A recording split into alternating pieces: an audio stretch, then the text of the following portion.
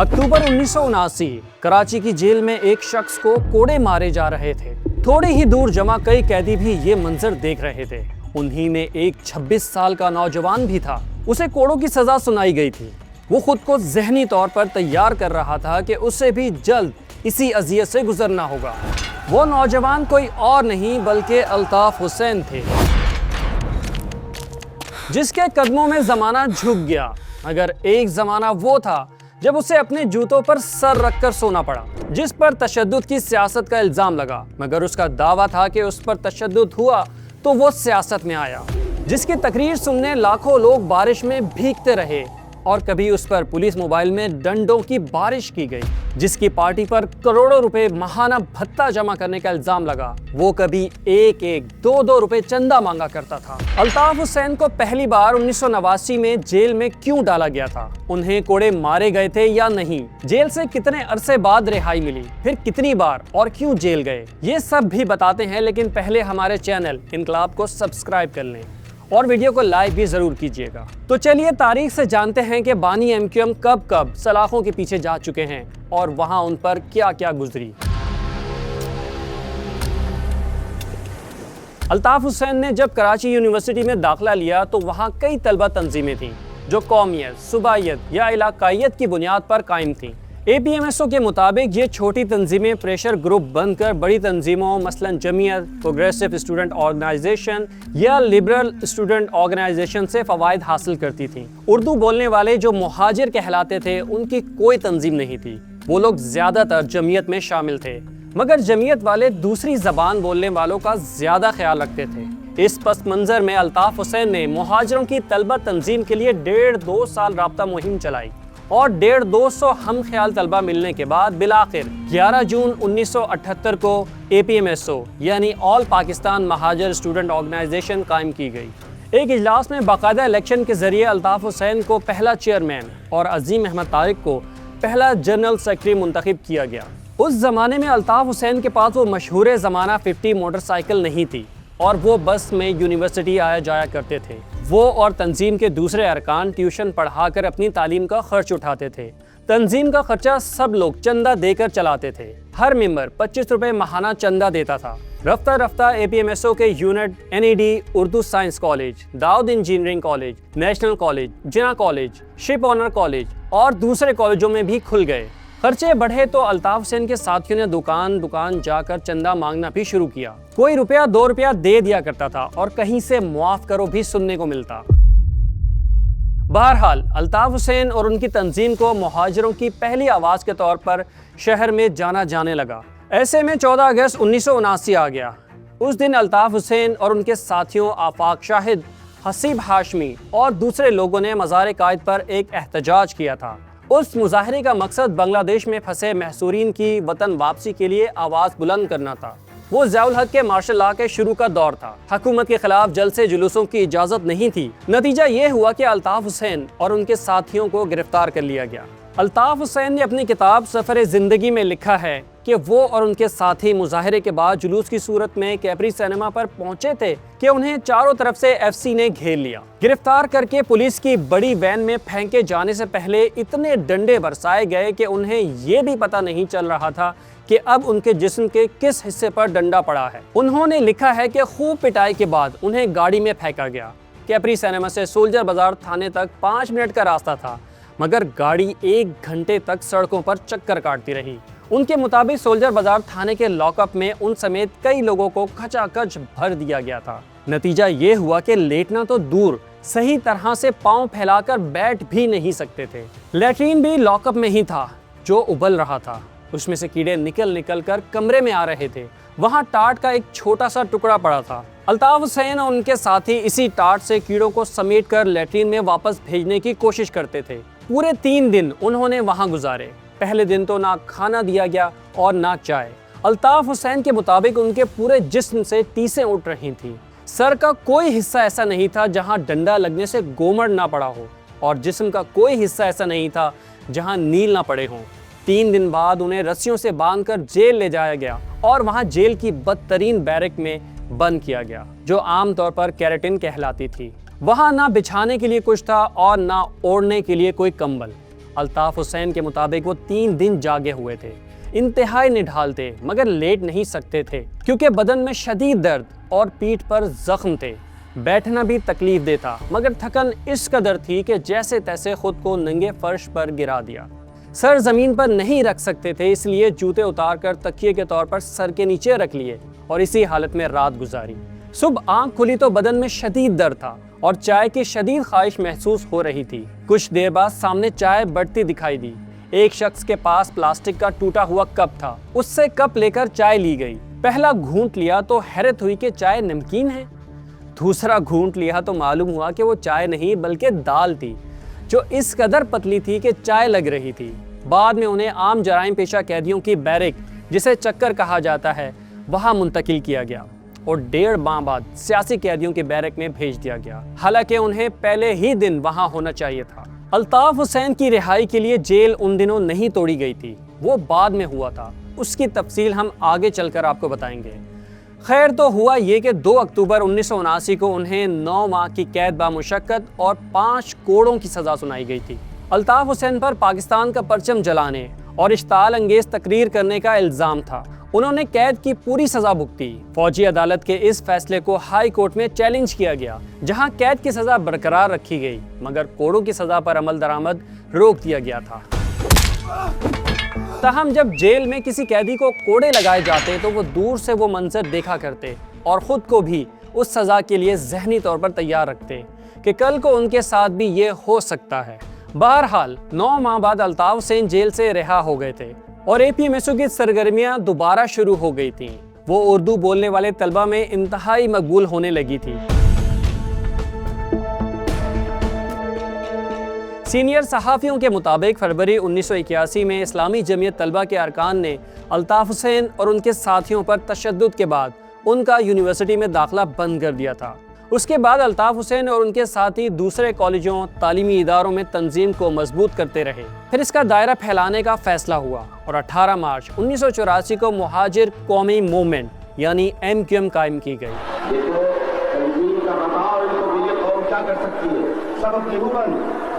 Ready? 1, 2, 3.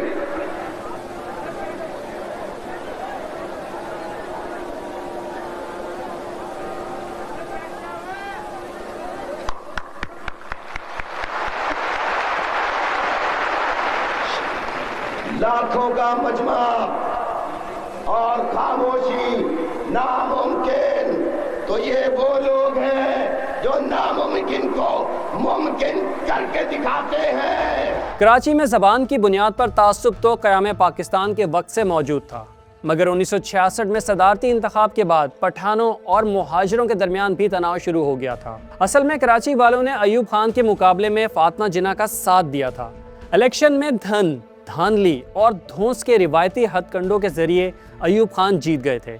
उसके बाद उनके बेटे गौहर अयूब खान ने जीत का जश्न मनाने के लिए कराची में रैली निकाली थी। वो जुलूस लियाकताबाद से गुजरा तो मुहाजिरों और पठानों में तसादुम शुरू हो गया था। बाद में कई और इलाकों में भी हमले हुए थे। इसी तरह 1972 में सिंधी ज़बान लाजमी किए जाने के बिल पर भी कराची में फसादात हुए थे। फिर भुट्टो के कोटा सिस्टम की वजह से भी मुहाजिरों में एहसास महरूमी बढ़ रहा था।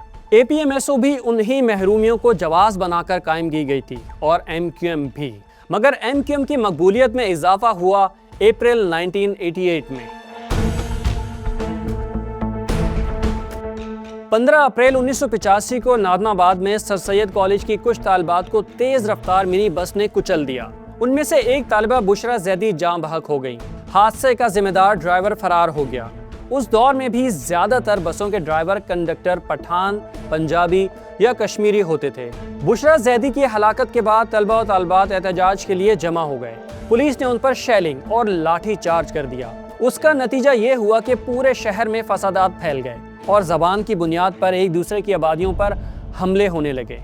इस दौरान अखबारों को देखें तो पता चलता है कि सैकड़ों लोग मारे गए, मगर आज़ाद ज़राए बताते हैं कि मरने वालों की तादाद हज़ारों में थी।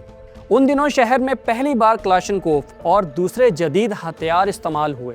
ये हथियार और मनशियात अफगान जंग का तोहफा थे, क्योंकि 1979 में अफगानिस्तान में होने वाली जंग के बाद हज़ारों अफगान शहरी कराची में आ बसे थे। बहरहाल सरकार ने मुख्तलिफ इलाकों में कर्फ्यू लगाकर हालात को कंट्रोल किया। उन फसादात की वजह से भी MQM को मुहाजिरों में मकबूलियत मिली। अब MQM के मेन स्ट्रीम में आने और अल्ताफ हुसैन के दोबारा जेल जाने का वक्त करीब आ रहा था।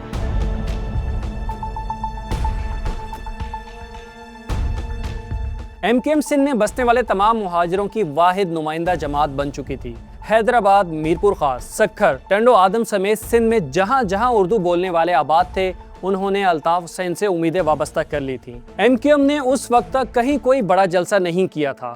1986 में सियासी जमातों को जलसे जुलूसों की कुछ ढील मिली तो MQM ने भी स्ट्रीट पावर दिखाने का फैसला किया। 8 अगस्त 1986 को कराची के नेशनल पार्क में एक अजीमुल शान जलसा मुनक्किद हुआ। ऐसे जलसे कराची में शायद कभी नहीं हुए थे। इत्तफाक से उस दिन शदीद बारिश भी हो गई। अल्ताफ हुसैन मूसलाधार बारिश में दिलों को गरमाती तकरीर करते रहे और फजा जिए मुहाजिर, जिए अल्ताफ हुसैन के नारों से गूंजती रही। मारूफ ब्यूरोक्रेट इकबाल दीवान ने अपनी किताब दास्तां हैं प्यारे में लिखा है कि उस शाम का और जलसे का इख्तिताम बरसती बारिश में बंदूक से शोले उगलती तर-तर करती गोलियों से हुआ।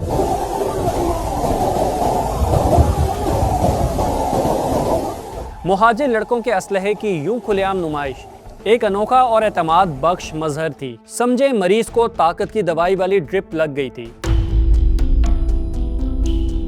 इकबाल दीवान ने अल्ताफ हुसैन और MQM की मकबूलियत की वजह बयान करते हुए लिखा है कि जब MQM बनी तो मुहाजिरों को एक बहुत मुनज़्ज़म और मौसर प्लेटफॉर्म मिल गया।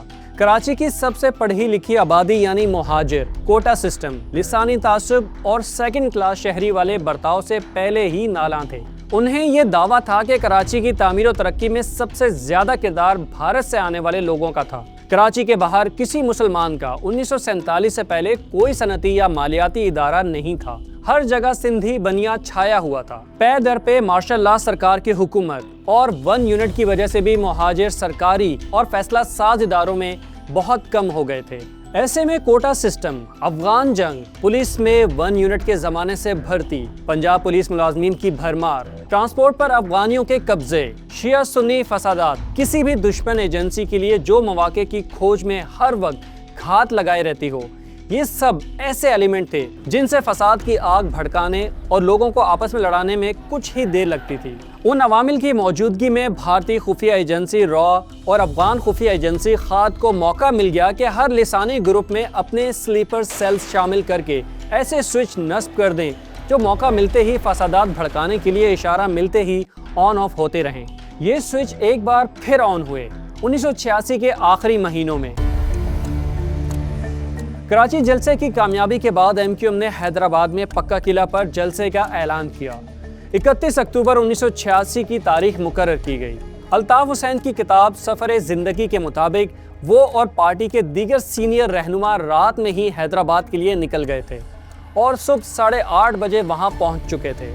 बाद में कराची से हज़ारों मोटरसाइकिलों और 300 से ज़्यादा गाड़ियों पर मुश्तमिल काफिला हैदराबाद जाने के लिए निकला। सोराब गोट के मकाम पर उस काफिले पर फायरिंग की गई, जिसके नतीजे में 7 अफराद जाँ भाग और दर्जनों जख्मी हो गए। अल्ताफ हुसैन के मुताबिक उन्हें इसकी इत्तला जलसे के दौरान मिल चुकी थी और साथ ही इसरार कर रहे थे कि वो इसका ऐलान कर दें।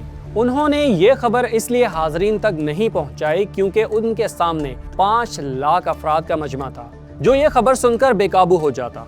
बहरहाल ये इत्तला जल्द कराची और हैदराबाद में फैल चुकी थी और दोनों शहरों में फसादात की आग भड़क उठी थी। अल्ताफ हुसैन ने जलसे के बाद शाम 6:30 बजे प्रेस कॉन्फ्रेंस की, जिसमें फायरिंग करने वालों की गिरफ्तारी का मुतालबा किया। उसके बाद वो कराची के लिए रवाना हुए। उन्होंने हैदराबाद में यह ऐलान भी किया कि जलसे में शिरकत के लिए कराची से आने वाले तमाम लोग नेशनल हाईवे से बरास्ता ठट्ठा कराची जाएं और कोई भी सुपर हाईवे से ना जाए, ताकि सोराब गोट पर मजीद कोई नाखुशगवार वाकया ना हो। वो खुद भी ठट्ठा के रास्ते कराची आ रहे थे कि घग्गर फाटक पर उन्हें रोक लिया गया। घग्गर फाटक पर उस वक्त district magistrate Karachi east Ashfaq Memon, SSP east Altaf Ali Khan, SDM और SHO तजम्मुल हुसैन कायद MQM अल्ताफ हुसैन के इस्तकबाल के लिए खड़े थे, मगर उनके हाथ में फूलों के हार नहीं थे बल्कि हथकड़ियाँ थीं। हैदराबाद में इश्ताल अंगेज तकरीर के इल्ज़ाम में उन्हें गिरफ्तार कर लिया गया।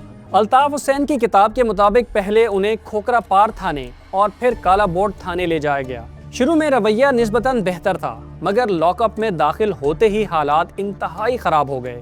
लैट्रीन भरा हुआ था, पानी उबलकर बाहर आ रहा था। गंदगी और बदबू की वजह से तमाम साथी बीमार हो गए।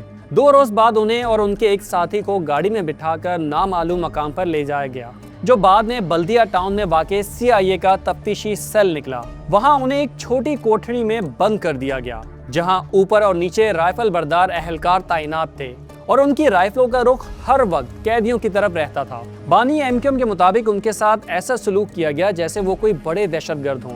फिर उन्हें एक ऐसे कमरे में मुंतकिल किया गया जो मट्टी, रेत और बेशुमार खटमलों से भरा हुआ था। वहां एक निहायत गंदा दरी का टुकड़ा पड़ा हुआ था, जिसे साफ करके जमीन पर बिछाया गया। वो हैदराबाद जलसे की तैयारी के लिए 3 रातों से जागे हुए थे। फिर गिरफ्तारी के बाद भी 3 रातों से सोने नहीं दिया गया था। उन्होंने दरी पर लेटना चाहा तो उन्हें मना कर दिया गया। हुक्म दिया गया कि कमरे में मुसलसल चक्कर लगाएं। अल्ताफ हुसैन का दावा है कि उनसे 7 दिन और रात मुसलसल कमरे में चक्कर लगवाए गए।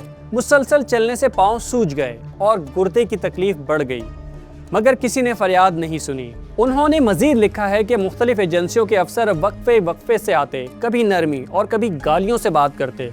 सिगरेट सिर्फ इंटेरोगेशन के वक्त दिया जाता था ताकि पता चले कि कोई और नशा तो नहीं करते। एक रोज वो बेहोश होकर गिर पड़े थे, मगर होश आने पर दोबारा चक्कर लगाने का हुक्म मिला। फिर बेहोश हुए, होश में आए, फिर वही चक्कर। ये सिलसिला 3 बार दोहराया गया। आखिरकार उन्होंने अफसर से साफ साफ कह दिया कि जो कुछ था वो बता चुके हैं। मजीद अजियत देने के बजाय गोली मार दी जाए या जबरदस्ती दस्तखत ले लिए जाएं। अल्ताफ हुसैन के मुताबिक 13 दिन मुसलसल जागने और 7 दिन की जिस्मानी अजियत ने उनकी जहनी हालत मफलूज कर दी थी। 8वें रोज उन्हें लेटने की इजाजत मिली। वो दुनिया और माफिया से बेखबर होकर सो गए। सुबह आंख खुली तो जिस्म पर हजारों मच्छर चिमटे हुए थे, मगर थकन के बाइस रात भर किसी तकलीफ का एहसास नहीं हुआ था।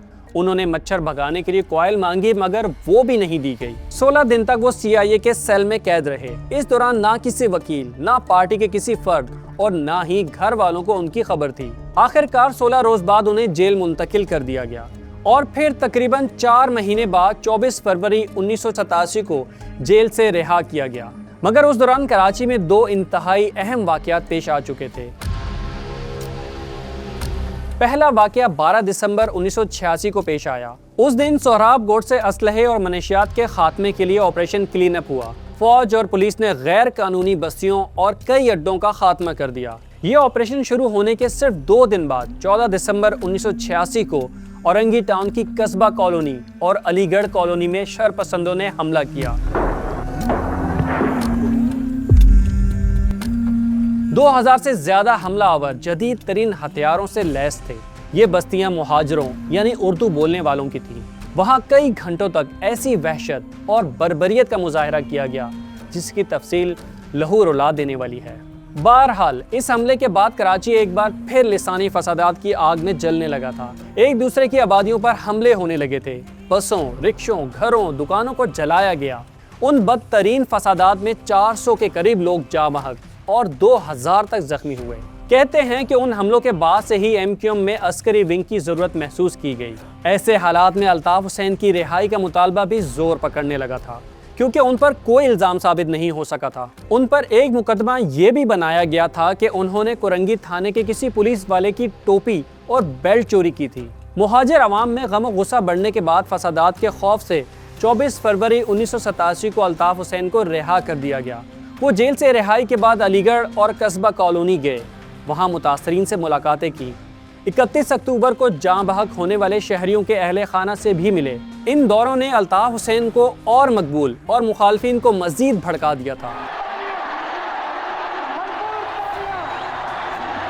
अल्ताफ हुसैन ने रिहाई के बाद बंस रोड पर एक बड़ा जलसा भी किया था। इकबाल दीवान के मुताबिक जलसे के इख्तिताम पर की जाने वाली बेतहाशा फायरिंग को उन्होंने ये कहकर रुकवा दिया कि इस असले को बचा कर रखें और अपने TV और VCR बेचकर मजीद असलहा खरीदें।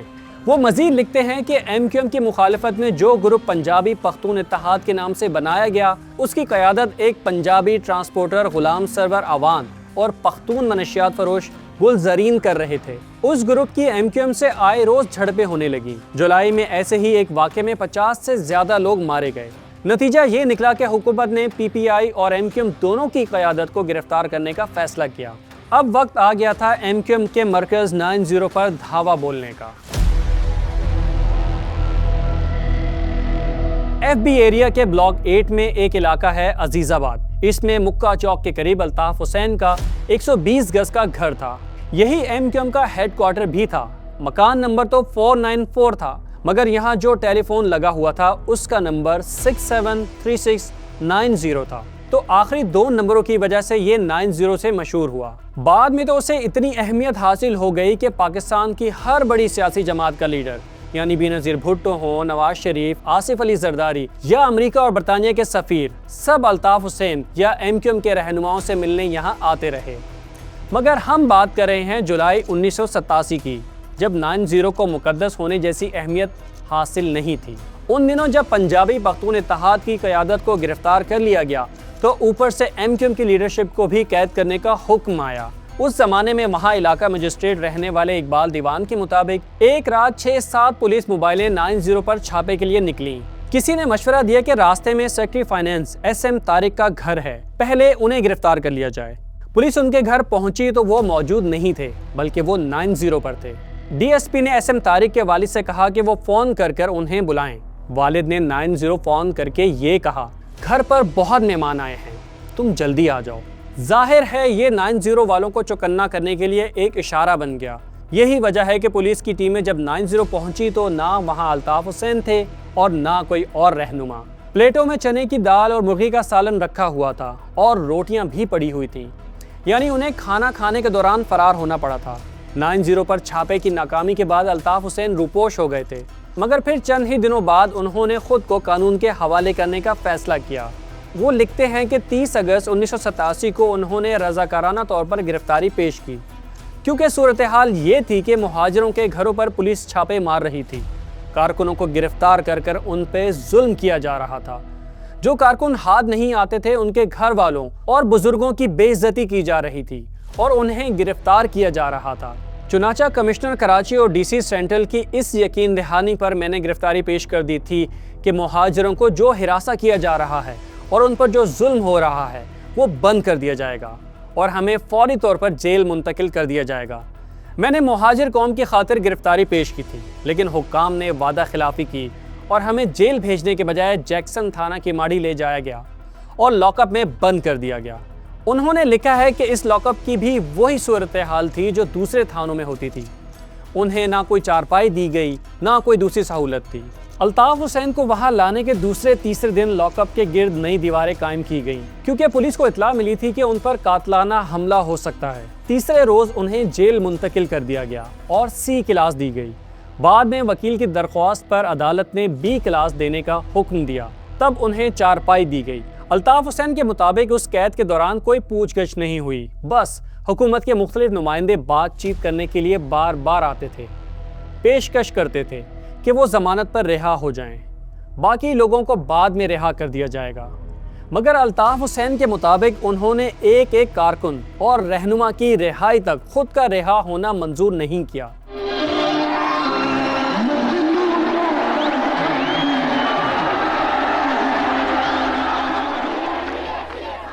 अल्ताफ हुसैन की कैद के दौरान ही नवंबर 1987 में मुल्क में बल्दियाती इलेक्शन हुए। हक परस्त ग्रुप यानी MQM ने कराची और हैदराबाद में क्लीन स्वीप किया और साबित कर दिया कि सिंध के शहरी इलाकों की नुमाइंदा जमात वही है। फारूक सत्तार कराची के सबसे कम उम्र मेयर बने। अल्ताफ हुसैन की कैद से भी MQM को इलेक्शन में बहुत फ़ायदा हुआ और उन्हें हमदर्दी का वोट मिला। इलेक्शन में जीत के बाद उनकी रिहाई के मुतालबे और मुजाहिरे होने लगे। इकबाल दीवान के मुताबिक 7 जनवरी 1988 की शाम सेंट्रल जेल के बाहर हज़ारों की तादाद में कारकुन जमा हो गए। वो जेल की दीवार तोड़कर अल्ताफ हुसैन को रिहा कराने के नारे लगा रहे थे। इकबाल दीवान बताते हैं कि वो उन दिनों भी जौहराबाद में इलाका मजिस्ट्रेट थे। उनका जेल के मामला से कोई ताल्लुक नहीं था, मगर 90 उन्हीं के इलाके में था। होम सेक्रेटरी अब्दुल्ला मेमन ने उन्हें फ़ोन किया और कहा कि वो अल्ताफ हुसैन को सरकारी जीप में लेकर उनके घर पहुंचा दें। इकबाल दीवान ने क्रिकेटर जावेद मियादाद को भी जेल पहुंचने का कहा, क्योंकि वो अल्ताफ हुसैन के दोस्तों में से थे और MQM के कारकुनों में भी बहुत मकबूल थे। इकबाल दीवान के मुताबिक जेल के बाहर MQM के रहनुमा सरदार भाई और हजारों कारकुन जमा थे जो इशारे के मुंतजिर थे कि इजाजत मिले और जेल की दीवार गिरा दी जाए। इकबाल दीवान ने सरदार भाई को भी अपनी जीप में बिठाया और सुपरिटेंडेंट के कमरे में पहुंचे। अल्ताफ हुसैन वहीं थे, जावेद मियांदाद भी पहुंच चुके थे। वहां फैसला किया गया कि कारकुनों की जेल तोड़ने की जिद पूरी की जाएगी। इसका तरीका ये अपनाया गया कि हैदराबाद कॉलोनी की तरफ जेल की जो दीवार पहले ही टूट फूट का शिकार थी उसे गिराया गया। वहां जेरे तामीर सड़क पर एक रोड रोलर खड़ा था, उस पर MQM के झंडे लगाकर सरदार भाई चलाकर लाए और मखदूश दीवार को जे अल्ताफ के नारे लगाकर गिरा दिया। फिर जैसे ही रोड रोलर अंदर से वापस बाहर की तरफ निकला तो उसके पीछे जावेद मियांदाद की पजीरों में अल्ताफ हुसैन भी निकले और उनके पीछे इकबाल दीवान की सरकारी जीप भी थी। ये सब यूनिवर्सिटी रोड, हसन स्क्वायर और गरीबाबाद से होते हुए अजीजाबाद में अपने मरकज 90 पहुंच गए।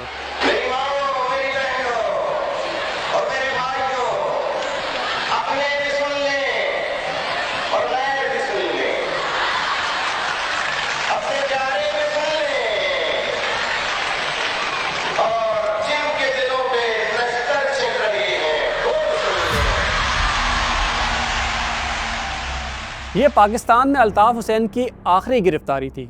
उसके बाद उनकी जमात पहले पीपल्स पार्टी और फिर नवाज शरीफ के साथ हुकूमत में रही। आप यहाँ पे तमाम हालात को संभाल लेंगे, मैं इत्मीनान और सुकून के साथ यहाँ से रवाना हूँ। दुआ कीजिए अल्लाह ताला जो है वो मुझे अपने मकसद में कामयाब करे। जून 1992 में कराची ऑपरेशन शुरू होने से पहले ही वो लंदन चले गए, मगर वहाँ रहकर भी पूरी तंजीम और सियासत को वही कंट्रोल करते रहे। 1988 के बाद से पावर पॉलिटिक्स में अल्ताफ हुसैन और MQM का क्या किरदार रहा? 1992 में MQM के खिलाफ ऑपरेशन क्यों शुरू किया गया? MQM हकीकी क्यों और कैसे वजूद में आई? मुहाजिर का दुश्मन कैसे बन गया? अल्ताफ हुसैन पर इमरान फारूक और अजीम अहमद तारिक समेत और किस किस रहनुमा के कत्ल में मुलव्विस होने के इल्ज़ाम लगे? रॉ और MI6 का एजेंट होने के इल्ज़ाम में कितनी सच्चाई है? मुशर्रफ दौर में एस्टेब्लिशमेंट की आंख का तारा होने से लेकर एस्टेब्लिशमेंट की आंख में खटकने का दौर कैसे आया? ये सब हम आने वाली डॉक्यूमेंट्रीज में आपको बताएंगे। फिलहाल इनकी गिरफ्तारी के हवाले से बता दें कि लंदन में भी उन्हें 2 बार कैद होना पड़ा है। पहली बार 3 जून 2014 को उन्हें मनी लॉन्ड्रिंग के इल्ज़ाम में गिरफ्तार किया गया, फिर 4 दिन बाद जमानत मिली थी। दूसरी बार उन्हें इश्ताल अंगेज तकरीर के इल्ज़ाम में 11 जून 2019 को हिरासत में लिया गया, मगर 36 घंटे बाद ही छोड़ दिया गया था। इमरान फारूक कत्ल केस में पाकिस्तान की एंटी टेररिस्ट कोर्ट तो उन्हें इश्तिहारी करार दे चुकी है, मगर उन्हें पाकिस्तान लाने की संजीदा कोशिशें नहीं की गईं। दूसरी तरफ अल्ताफ हुसैन कई बार वतन वापसी का ऐलान कर चुके हैं, मगर ये मुक़्तदिर हलकों की रजामंदी के बगैर मुमकिन नहीं, जो बार बार मुआफ़ी के बावजूद उनके नाम पर लगा क्रॉस हटाने को तैयार नहीं। आपको ये डॉक्यूमेंट्री कैसी लगी और आइंदा किन मौज़ूआत पर वीडियोस देखना चाहते हैं, हमें ज़रूर बताइएगा।